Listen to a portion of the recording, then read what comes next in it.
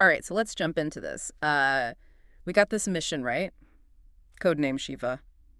The whole point. To change the past, but like for the right reasons, I mean, that kind of grabs you right off the bat, wouldn't you say? Yeah, definitely. It's a really compelling hook. So today we're diving deep into A New World, this short story by Daniel Ward.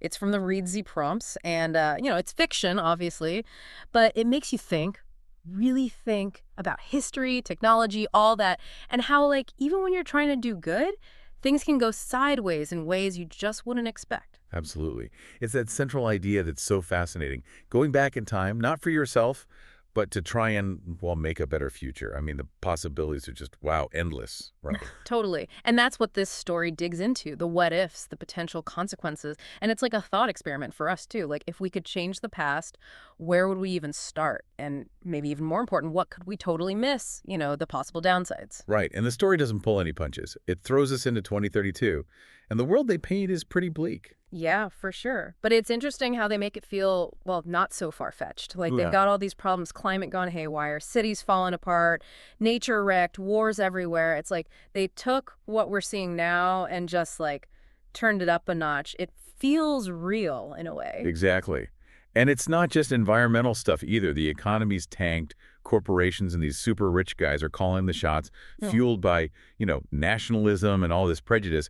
It really paints this picture of why someone might get desperate enough to consider time travel, of Yeah. all things. Right, right. Like, what other options do you have at that point?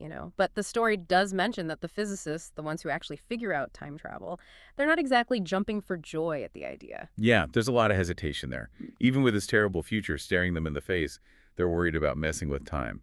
And for good reason. The story even brings up the grandfather paradox. That idea that if you change the past, you could, like, erase your own existence. Whoa, yeah, that's heavy stuff. And even with all the computer simulations they run, trying to predict what might happen, there's just too much complexity. It's like, how can you ever really know the full impact of your actions? The stakes are just so high. Yeah, I get it. Messing with time is not something to take lightly.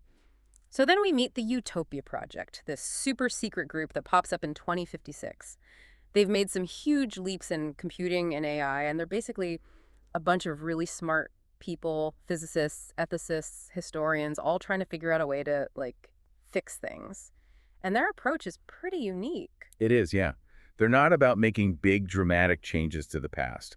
Instead, they focus on what they call tipping points, like little things that ended up having massive positive effects. They even use Pearl Harbor and Hiroshima as examples. Now, obviously, those were horrible events, but their simulations suggested that in the long run, they led to a more stable world. So, like, a light touch, as the story puts it. No huge interventions, just subtle nudges. And then we come to our main character, Shiva, and Shiva is not some naive newbie. No, not at all. Their background is pretty intense. Military special ops, CIA, covert stuff, they know all about manipulating events behind the scenes. But then there's this disillusionment, even a book they wrote, questioning the whole idea of manipulating people. It makes them a really interesting choice for the Utopia Project, someone who's seen the darkness. Yeah, totally. And the way they get recruited is like something out of a spy movie. There's this old college friend, Brian, a real character obsessed with cult leaders and, like, mind control tactics, and he invites Shiva to this old school bar in Brooklyn. And that setting, that bar, is important. It's where the other Utopia Project members are hanging out, secretly listening in. It really sets the stage for this clandestine hush-hush operation. Exactly. And then boom, Brian drops this bombshell. They want to send Shiva back in time. Right. Despite all their doubts, Shiva's intrigued. And suddenly those random people in the bar, Yeah. they're part of the project too. It's a great reveal. It is, yeah. And then after all this buildup, the mission itself is surprisingly, well, subtle. Right. You'd think they'd be going back to, like, stop a war or something. Yeah. And no. Their whole plan hinges on drugging the current U.S. president, Harold Ackerman, before this huge debate in 2032. Just slipping him a Mickey, as they say. And the reasoning behind it is pretty interesting. Ackerman, according to the story, he's not a bad president, but he represents, like, stagnation.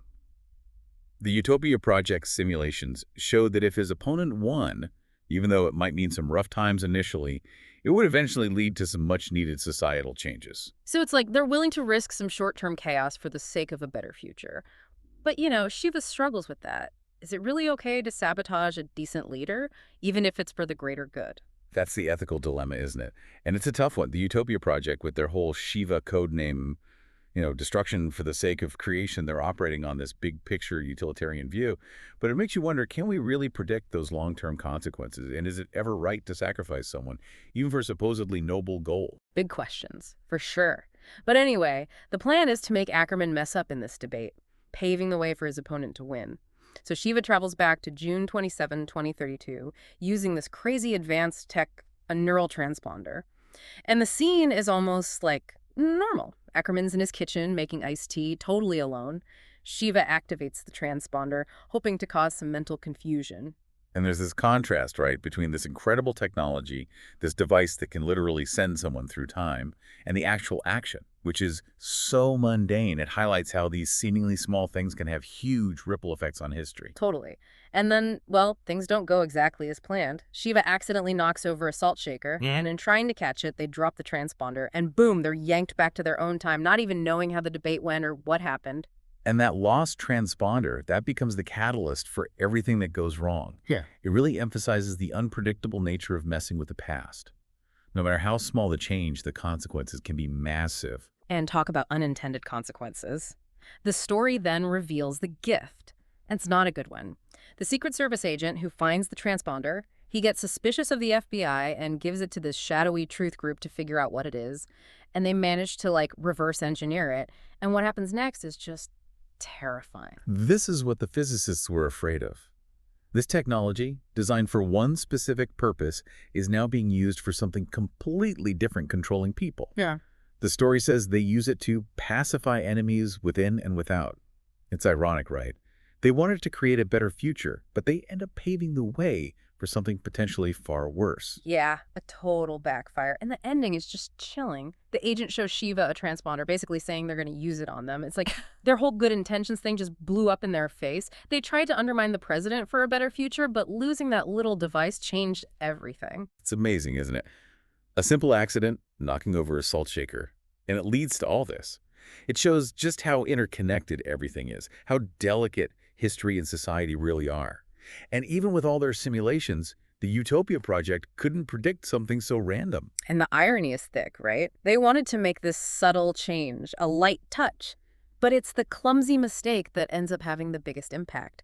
It really makes you think about the whole idea of messing with history, even if you think you're doing it for the right reasons. Like, who are we to play God, you know? Exactly. And it raises a question for all of us. Can we really control or predict the outcomes of our actions? Especially when we're talking about something as complex as society and history.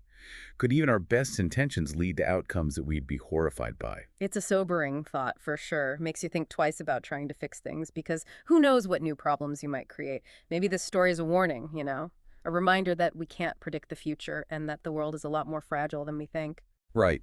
And hopefully this deep dive into a new world gets you thinking about other examples, both real and fictional, where trying to solve a problem just made things worse. It leaves us with that uneasy feeling that even the smallest, most accidental things can have huge, unexpected consequences. And that's something to think about. It really is.